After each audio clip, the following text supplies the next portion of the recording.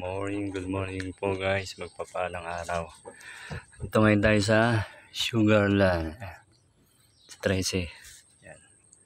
Gagawa tayo ng aircon ng Isuzu Sportivo. Yan. Isuzu. Yan. Sportivo. Yan. Nawalan siya ng lamig.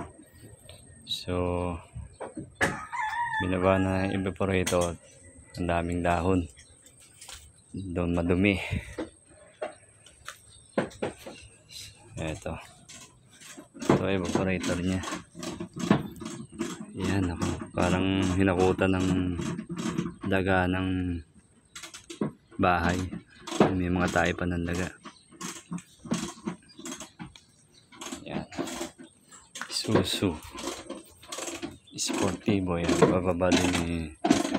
Bababa din namin itong likod na evaporator.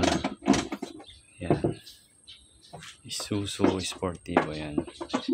Aircon, general cleaning, and leak test. Tapos pag may butas evaporator, papalitan na rin. Yun lang guys, and God bless.